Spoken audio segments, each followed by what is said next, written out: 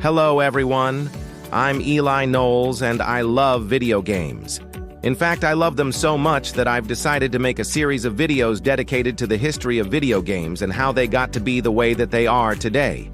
In this episode, we're going to talk about artificial intelligence, or AI. Now, if you don't know much about AI, it's basically like teaching a computer how to think. Well, not really think, more like react. Computers aren't very smart. They just do what we tell them to do over and over again.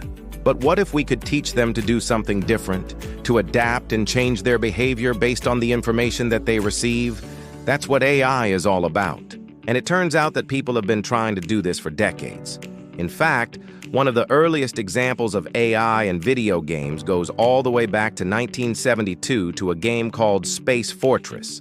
Space Fortress was an early space simulation game that was played on a computer called the PDP-10, and it was one of the first games to feature an AI-controlled ship. The AI would control the ship's movement and weapons, but it was very basic and could easily be defeated by a human player. But that didn't stop people from trying. In the 1980s, researchers at the University of Alberta created an AI program called Thistle, which was an acronym for something, and it was designed to play the game chess. Chess is a complex game that requires a lot of calculation and strategy, so it was the perfect testing ground for AI. Thistle was able to beat a grandmaster at chess, which is the highest level of chess ability. This was a huge deal at the time, and it showed that AI was capable of playing some really complex games. But it wasn't until the 1990s that AI really started to take off in video games. As computers became more powerful and game developers started to experiment more with AI, it became possible to create NPCs, or non-player characters, that were able to interact with the player in more realistic and believable ways. One of the most famous examples of this is the AI system called Ariane, which was used in the game Star Trek. The game was released in 1992, and it featured an AI system that was able to hold natural language conversations with the player. This was a huge deal at the time, and it really helped to push the boundaries of what was possible with AI in video games.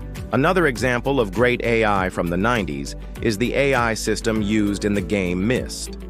The game was released in 1993, and it featured an AI system that was able to learn from the player's actions and adapt accordingly.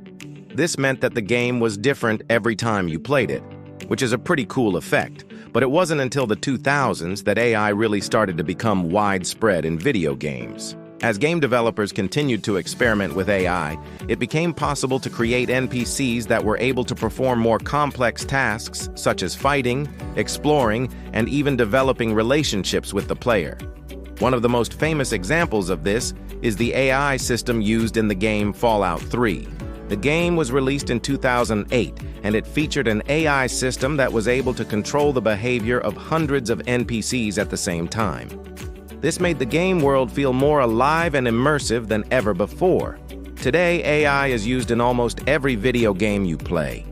It controls the behavior of NPCs, it helps to create realistic environments, and it even helps to generate the music and sound effects. As AI technology continues to improve, we can expect to see even more amazing things in the future.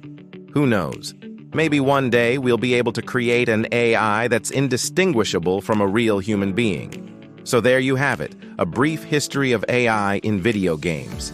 If you enjoyed this video, please be sure to like and subscribe, and let me know what you think. What's your favorite example of AI in a video game?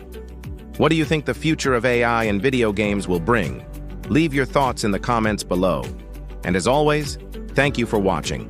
I'll see you next time.